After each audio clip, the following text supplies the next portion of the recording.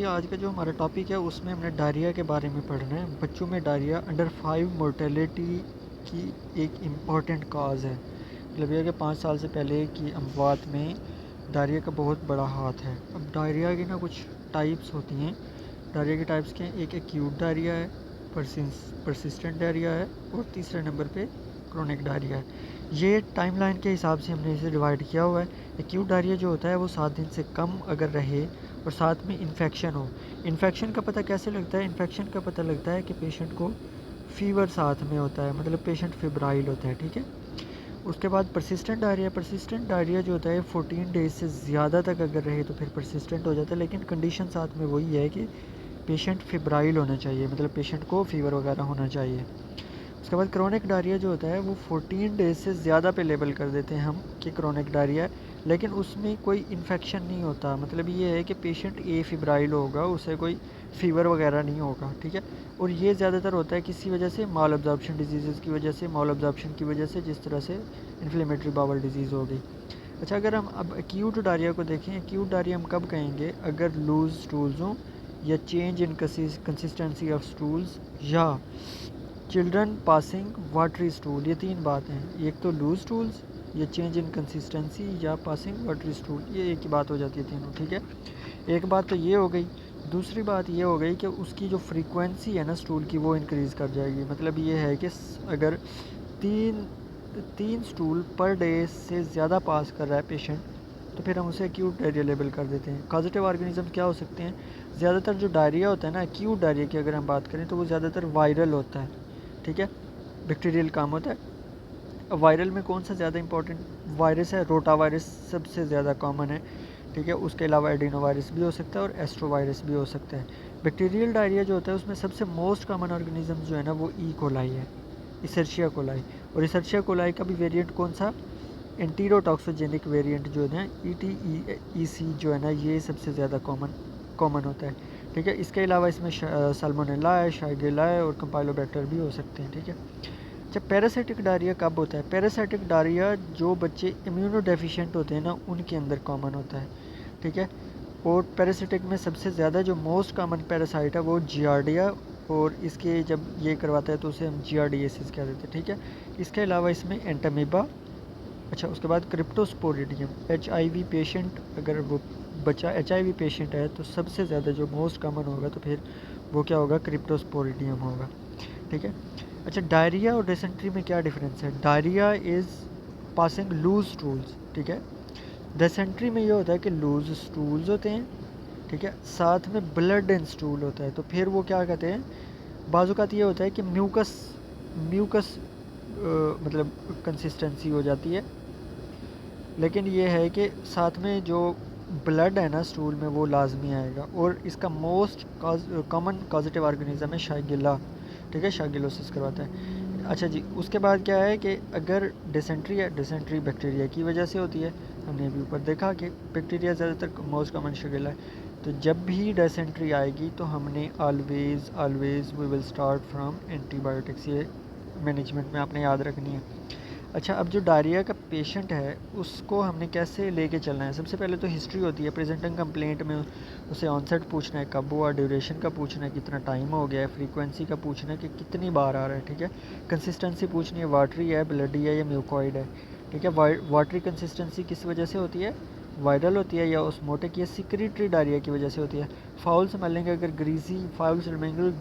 Greasy diarrhoea आ रहा है तो फिर मॉल एब्जॉर्प्शन या जियार्डिएसिस मोस्ट कॉमन काजेज हो सकती हैं।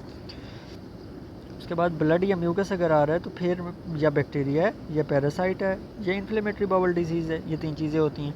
तो कंसिस्टेंसी से हमें ये बातें पता चल जाती हैं। उसके बाद एसोसिएटेड सिम्टम्स में क्या है? वोमिटिंग का पूछना है, फीवर का पूछना है। फीवर हमें क्या बताएगा?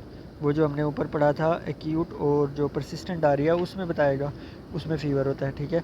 एब्डोमिनल पेन या क्रैम्प्स हो सकते हैं। अब एब्डोमिनल पेन और क्रैम्प्स में कोई और वजह, मतलब कोई ऑब्स्ट्रक्टिव काज हो सकती है या जो गैस्ट्रोएंटराइटिस भी हो सकता है, ठीक है।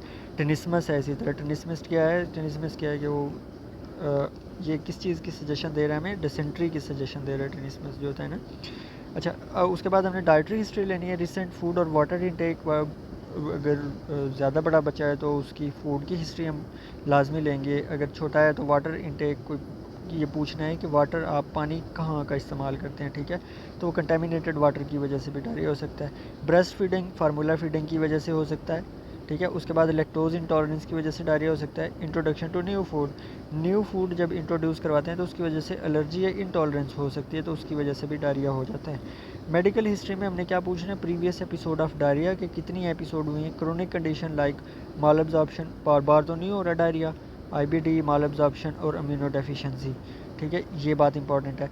रिसेंट एंटीबायोटिक यूज़, ये क्यों इंपॉर्टेंट है, अगर रिसेंट एंटीबायोटिक यूज़ के बाद डायरिया हो रहा है तो मोस्ट कॉमनली वो जो है ना सी डिफिसाइल इन्फेक्शन की वजह से हो रहा है, ठीक है। तो ये हो गया। उसके बाद एपिडेमियोलॉजिकल हिस्ट्री में क्या आता है कि किसी बीमार बंदे के साथ इन कॉन्टैक्ट तो नहीं आया, ट्रैवल की हिस्ट्री तो नहीं है, क्योंकि एंटीरोटॉक्सिजेनिक जो ई कोलाई है और कोलरा जो है ना, इसमें ट्रैवल, कोलरा जो होता है इंडेमिक होता है, किसी ऐसी जगह पे ट्रैवल किया जहाँ पे कोलरा इंडेमिक था तो वहाँ से हो जाता है। डे केयर्स जो अटेंडेंस या सेंटर्स होते हैं वहाँ पे जो वायरस मोस्ट कॉमन जो होता है वो रोटा वायरस और जियार्डियासिस कॉमन हो जाते हैं, जियार्डिया, ठीक है। तो एक तो बच्चों में आपको पता ही है कि जब हिस्ट्री ले रहे होते हैं तो इनकी जो वैक्सीनेशन हिस्ट्री होती है वो बहुत ज़्यादा इंपॉर्टेंट होती है, ठीक है। वैक्सीनेशन हिस्ट्री आपने ज़रूर पूछनी है। ये रोटा वायरस के लिए रोटा वैक्सीन लगती है। एनिमल एक्सपोजर में साल्मोनेला आ जाता है, क्रिप्टोस्पोरिडियम आ जाता है, ठीक है। क्रिप्टोस्पोरिडियम और साल्मोनेला ये हमने इसके पूछ लेना। अच्छा जी, ये मोटी मोटी हिस्ट्री थी, मेन पॉइंट्स जो आपने पूछने हैं डायरिया के पेशेंट में। एग्जामिनेशन में क्या आएगा, जनरल अपीयरेंस, उसकी एक्टिविटी का लेवल, वेदर वो अलर्ट है, लिथार्जिक है या अनकॉन्शियस है, ये इंपॉर्टेंट है। वाइटल साइंस में क्या देखेंगे, फीवर है तो इन्फेक्शियस इटियोलॉजी है, ठीक है। पल्स देखेंगे, फीबल है या ठीक आ रही है। बीपी देखेंगे, हाइपोटेंशन और हाइपोटेंशन, टैकीकार्डिया अगर है तो फिर ये किस चीज़ की अलामत है, सीवियर डिहाइड्रेशन और शॉक की तरफ पॉइंट कर रहा है, ठीक है। रिस्पायरेटरी रेट टैकिपनिया होता है, ठीक है, बड़ा होता है। अच्छा, साइंस ऑफ डिहाइड्रेशन जो है वो कुछ हमने देखने हैं। WHO की क्लासिफिकेशन के अकॉर्डिंग हम साइन ऑफ डिहाइड्रेशन देखें तो नो डिहाइड्रेशन होती है, ठीक है, सम डिहाइड्रेशन होती है और सीवियर डिहाइड्रेशन होती है। इसमें क्या क्या देखने हैं, मेंटल स्टेटस देखना है। नो डिहाइड्रेशन में बिल्कुल नॉर्मल होगा बच्चा, जो सम डिहाइड्रेशन है उसमें पेशेंट इरिटेबल या रेस्टलेस होगा, ठीक है। और जो सीवियर डिहाइड्रेशन है उसमें लेथार्जिक होगा और अनकॉन्शियस होगा, लिथार्जिक और अनकॉन्शियस। आइज़ जो हैं नो डिहाइड्रेशन में नॉर्मल, सम डिहाइड्रेशन में संकन और सीवियर में संकन, इसमें संकन ही। टीयर्स जो होते हैं ये प्रेजेंट होते हैं नो डिहाइड्रेशन में, एब्सेंट होते हैं सम डिहाइड्रेशन में और एब्सेंट होते हैं सीवियर डिहाइड्रेशन में। माउथ और टंग जो है ये मोइस्ट होगी नो डिहाइड्रेशन में, ड्राई होगी सम डिहाइड्रेशन में, लेकिन पार्श्ड होगी सीवियर डिहाइड्रेशन में। स्किन टर्गर क्या है, नॉर्मल है, सम डिहाइड्रेशन में स्लो होता है और सीवियर डिहाइड्रेशन है तो वेरी स्लो होगा, मतलब 2 सेकंड से भी ज़्यादा लग रहे हैं। यूरिन आउटपुट नॉर्मल, सम डिहाइड्रेशन में रिड्यूस्ड एंड सीवियर डिहाइड्रेशन में क्या होगी, मिनिमल और एब्सेंट होगी। इसमें एक और फैक्टर भी आता है और वो वाला फैक्टर है वाटर इनटेक का, ठीक है। इसमें नॉर्मल होगा, इसमें जो होगा ईगरली वाटर इनटेक करेगा और इसमें नो वाटर इनटेक। इसमें तो बहुत ज़्यादा लिथार्जिक होगा ना, तो इसमें कोई मतलब ओरल इनटेक नहीं करेगा, इसमें ईगरली पानी पिएगा, जबकि नो डिहाइड्रेशन में नॉर्मल पानी पिएगा। अच्छा, एब्डोमिनल एग्जामिनेशन में हमने क्या देखनी है, एब्डोमिनल एग्जामिनेशन में हमने देखना है कि वेदर एब्डोमेन डिस्टेंडेड तो नहीं है, किसी किस्म की ऑब्स्ट्रक्शन होगी तो एब्डोमेन डिस्टेंडेड होगा, पेरिलिटिक इलियस है तो। अच्छा, टेंडरनेस, इन्फेक्शियस एंटराइटिस और IBD में टेंडरनेस होती है एब्डोमेन में। हाइपर एक्टिव बावल साउंड किस में होती है, गैस्ट्रोएंटराइटिस में होती है, ठीक है, इसकी वजह से इसमें भी डायरिया होता है। उसके बाद गार्डनिंग और रिजिडिटी जो होती है, गार्डिंग और रिजिडिटी वो पेरिटोनाइटिस में होती है या फिर टॉक्सिक मेगाकोलोन में होती है, इन दोनों में ये गार्डिंग होती है। तो एब्डोमिनल एग्जामिनेशन से हमें चीज़ें पता चलेंगी। दूसरी फाइंडिंग्स में क्या हो सकता है, एडिमा अगर है तो फिर इसका मतलब ये है कि किसी किस्म की प्रोटीन लूजिंग इंटेरोपैथी है, एक क्वाशियार्कर डिजीज़ है। वेट लॉस हो रहा है तो फिर क्या है, क्रोनिक डायरिया चल रहा है, माल एब्जॉर्प्शन चल रही है। रैश, एलर्जिक इंटेरोपैथी और एमिनो डेफिशिएंसी, रैश अगर है तो वो इन चीज़ों की तरफ पॉइंट आउट करेगी। मैनेजमेंट कैसे करनी है, प्लान ए होता है नो डिहाइड्रेशन के लिए। नो डिहाइड्रेशन मतलब डिहाइड्रेशन है लेकिन डायरिया है, तो हमने क्या करना है, replacement of ongoing loss by ORS। उसमें क्या करेंगे, अब उसमें एज देखनी है पेशेंट की। अगर तो पेशेंट 6 महीने से छोटा है तो फिर हमने कितना देना है, 50 ml ORS देना है, या 1/4 of glass for every loose stool, ठीक है। अगर 6 महीने से 2 साल तक है तो फिर हमने 50 से 100 ml ORS देना है, या 1/4 से हाफ गिलास जो है ना ORS एवरी लूज स्टूल देना है। उसके बाद अगर 2 ईयर से ज़्यादा है तो फिर हमने कितना देना है, 200 ml या एक पूरा गिलास आफ्टर एवरी स्टूल, ठीक है। अच्छा, प्लान बी जो होता है ना, वो प्लान बी किसके लिए है, सम डिहाइड्रेशन के लिए। सम डिहाइड्रेशन में क्या होता है, सम डिहाइड्रेशन में हमने कहा था कि आइज़ संकन होती हैं, ठीक है। उसके बाद पेशेंट जो होता है वो रेस्टलेस होता है या इरिटेबल होता है। उसके बाद हमने कहा था कि वो जो पानी जब उसे देंगे तो वो ईगरली पिएगा, और जो स्किन टर्गर है वो स्लो हो जाएगा, not too slow but slow हो जाएगा। मतलब ये है कि 1 सेकंड तक वो स्किन उसकी रिट्रैक्ट करेगी, इंटीरियर फोंटेनेले जो है वो डिप्रेस्ड होगा। ये कुछ चीज़ें हैं जो हमें सम डिहाइड्रेशन में मिलती हैं, ठीक है। अब replacement of ongoing fluid loss by ORS similar to plan A करना है हमने। Maintenance of daily fluid requirements, ये बहुत ज़्यादा ज़रूरी है, ठीक है। वो कैसे करते हैं, वो हॉलीडे सीगर फार्मूला है, ये 24 आवर्स के लिए हमें निकाल के देता है कि हमने कितना फ्लूइड पेशेंट को देना है। वो भी एज के हिसाब से होता है। अगर पेशेंट की एज 0 से 10 kg, सॉरी वेट के हिसाब से, जो पेशेंट का वेट अगर 0 से 10 kg है तो हमने 100 ml पर kg देना है, और अगर 10 to 20 kg है तो फिर हमने क्या करना है, 1000 ml प्लस 50 ml पर kg every kg about 10 kg। मतलब 10 किलो के बाद हर किलो के ऊपर हमने 50 ml ऐड करना है। इसी तरह अगर 20 kg से ज़्यादा है तो फिर हमने 1500 और 20 ml पर kg के हिसाब से ऐड करना है 20 प्लस में। मतलब अगर 22 kg है तो वो आगे एग्जांपल दी है।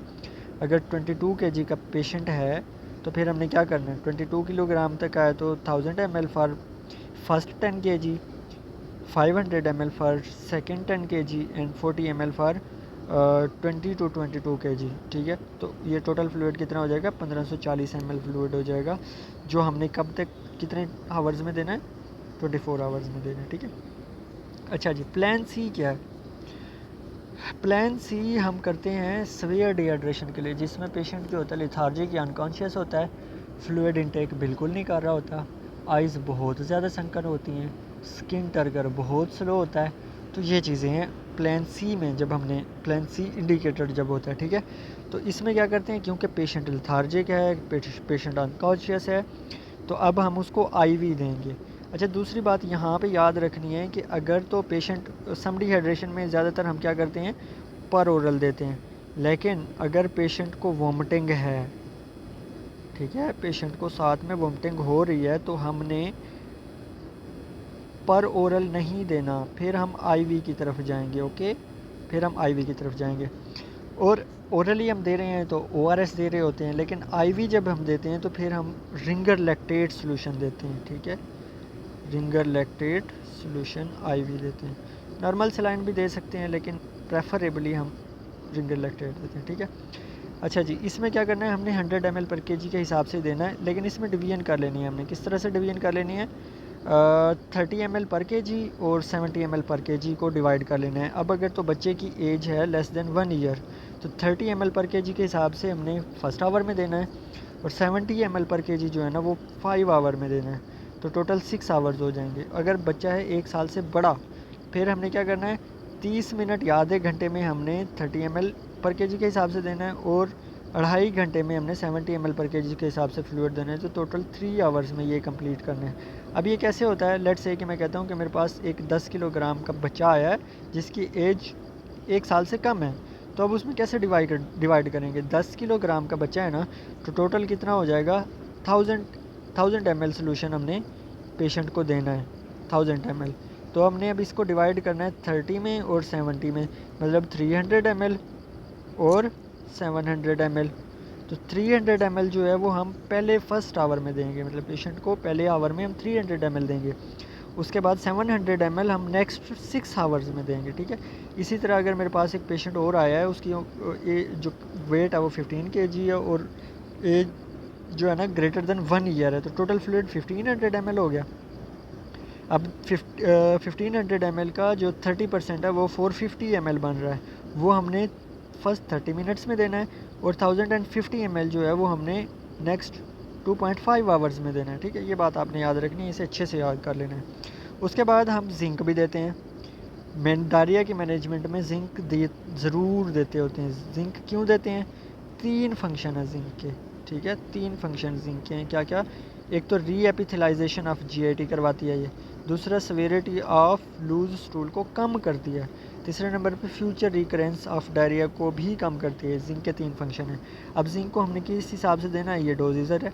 अगर 6 महीने से कम बच्चा है तो फिर हमने 10 mg पर डे के हिसाब से देनी है। अगर 6 महीने से ज़्यादा बच्चा है तो हमने 20 mg पर डे के हिसाब से देनी है। और ये हम कितने दिन के लिए देते हैं? 14 डेज़ के लिए देते हैं। एज के मतलब इरिस्पेक्टिव ऑफ द एज इस पर डिपेंड नहीं कर रही। हमने चाहे वो 6 महीने से कम है, 6 महीने से ज़्यादा है, 2 साल का है, 3 साल का है, 2.5 साल का है, हमने 14 दिन के लिए जिंक दे देनी है। ठीक है। अच्छा, इसमें एंटी मोटेलिटी जो ड्रग्स है ना, जिस तरह लोप्रामाइड है, उसकी कोई सिग्निफिकेंस नहीं है, तो हम ये ड्रग नहीं देते। ठीक है। और दूसरी बात ये है कि जो उसकी बात कर रहे थे हम, मतलब नो डिहाइड्रेशन है तो फिर हमने सिर्फ ORS देना है। जो सम डिहाइड्रेशन है उसमें भी हमने ORS और मेंटेन किया था, साथ में जिंक भी ऐड करेंगे, उसमें प्रोबायोटिक्स भी ऐड करते हैं। ठीक है। जो सीवियर डिहाइड्रेशन है ना, उसमें हम एहतियातन एंटीबायोटिक्स दे देते हैं। लेकिन एंटीबायोटिक्स मेजरली कब इंडिकेटेड हैं? जब ब्लडी डायरिया हो। जब ब्लडी डायरिया होगा तो इसका मतलब डिसेंट्री है, और डिसेंट्री किस वजह से होती है? बैक्टीरियल की वजह से। तो फिर हम एंटीबायोटिक्स लाजमी तौर पे देते हैं। ठीक है। अच्छा जी, उसके बाद प्रोबायोटिक्स जो हैं, इसका मैं बता दिया आपको, देते हैं फॉर वाटरी डायरिया हम यूज़ कर लेते हैं बैक्टीरियल प्रोबायोटिक्स, और फॉर ब्लडी डायरिया अगर हो तो फिर हम यीस्ट प्रोबायोटिक्स दे रहे होते हैं, क्योंकि ब्लडी डायरिया के साथ हमने एंटीबायोटिक्स भी देनी है ना। एंटीबायोटिक्स जब हम देंगे तो फिर वो बैक्टीरियल अगर प्रोबायोटिक्स देंगे तो उसका कोई इतना ज़्यादा इफेक्ट नहीं होता। वो एंटीबायोटिक्स जो है ना वो बैक्टीरिया को किल कर देती हैं। ठीक है। और एंटीबायोटिक्स कब इंडिकेटेड हैं? जब ब्लडी डायरिया होगा तो फिर एब्सोल्यूट इंडिकेशन है इसकी। और दूसरी बात यह है कि मदर को काउंसल करना है आपने। जब पेशेंट को आपने घर भेज दिया है, लाइक मैं कहता हूँ कि जो सम डिहाइड्रेशन वाला पेशेंट था, आपने उसे घर भेज दिया, मदर को जो डेंजर साइन है वो बतानी है। अगर पेशेंट अनकॉन्शियस लिथार्जिक हो जाए, ब्लड जो स्टूल में ब्लड आने लग जाए, ठीक है, उसके बाद ओरल इंटेक वो बंद कर दे, या बहुत ज़्यादा फीवर हो जाए, तो ये रेड फ्लैग्स हैं, रेड साइंस हैं। तो मदर को आपने कहना है कि फ़ौरन से उसने हॉस्पिटल में बच्चे को लेके आना है। ठीक है। अगर ये नोट्स आपको चाहिए तो ये मेरा नीचे नंबर दिया गया है, आप लोग इस पर मुझे व्हाट्सएप कर सकते हैं, तो मैं आपको नोट्स दे दूँगा। Bye bye.